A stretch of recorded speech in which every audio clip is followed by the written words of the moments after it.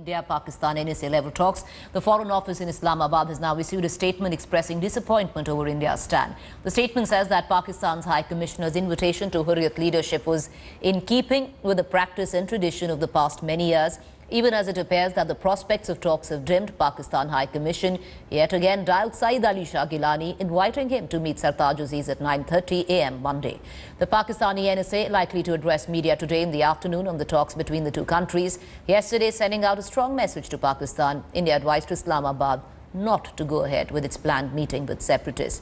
But rejecting India's advisory, Pakistan said they will not change their plans to meet the Kashmiri separatists. But sources suggest that India was not going to call off the talks and it was for Pakistan to respect what was agreed on. The two leaders in Haifa had agreed on a meeting of NSAs to discuss all issues connected to terrorism. हूफा में जो बातचीत हुई थी उसी आधार पर ऐसे स्तर पर बात होनी थी। चलिए, हम लोगों ने अपना स्टैंड क्लियर कर दिया है। भारत बातचीत करेगा, या ऐसे स्तर की जो बातचीत होगी वह टेरर के मुद्दे पर होगी, टॉक ऑन टेरर। और जब तक मसले कश्मीर को कश्मीरी आवाम की आवाम मर्जी के मुताबिक हल नहीं किया जाएगा, हिंदुस्तान और पाकिस्तान के दरमियान न तो ताल्लुकात में बेहतरी आ सकती है और न ही ताल्लुकात में रुसवाई आ सकती है।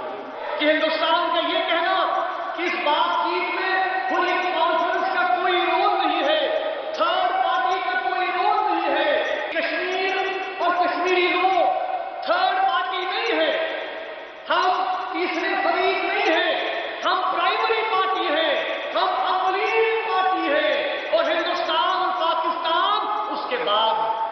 As the India-Pakistan talks hang by a thread, there are possible scenarios that one can look out for. Well, possibility number one is Pakistan will stick to its stand of meeting the Kashmiri separatists. Well, scenario number two, separatists will be detained and disallowed to meet Pakistan NSA. The detention, in all probability, will happen in the national capital. Possibility number three, in this case, is that the Pakistan NSA, Sartaj Aziz, cancels trip, flies back after landing, but both countries don't want to take the blame for cancelling talks. Resolution may be possible if Modi and Nawaz talk together on the hotline.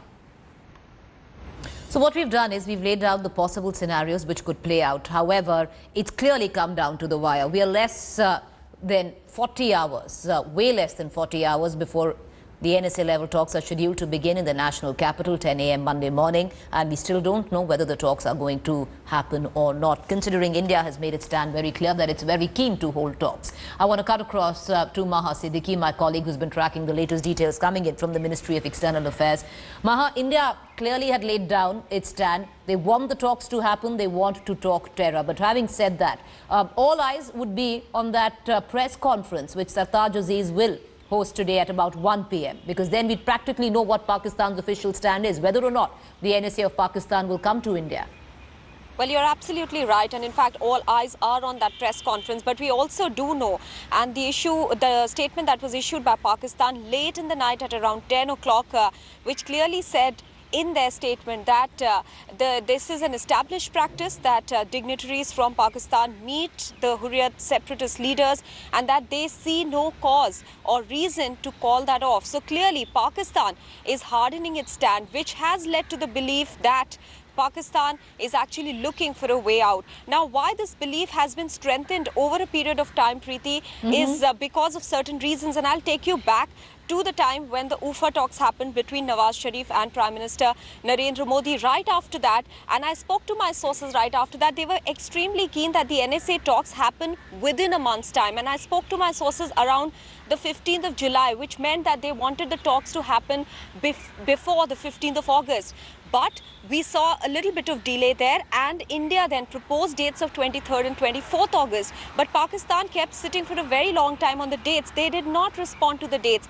Simultaneously, the provocations on the border started happening with ceasefire violations. That sent out a signal to the Indian establishment that Pakistan is perhaps either very desperate to push the K word on the table or pull out of the talks. Also because of the fact that when Naved was arrested alive after the Udhampur attacks, there were interrogations which showed clearly that he belonged to Pakistan.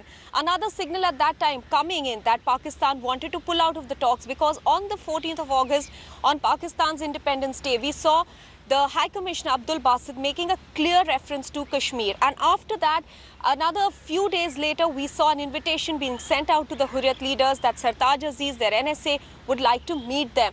And ahead of the NSA level talks, just one evening before that, on the 23rd, at a reception, when Pakistan was clearly aware of the fact that the last time the Foreign Secretary level talks were scheduled, they were called off because because the Pakistan High Commissioner had spoken to the Hurriyat leaders. So clearly that was sending a signal that Pakistan is looking for a way out.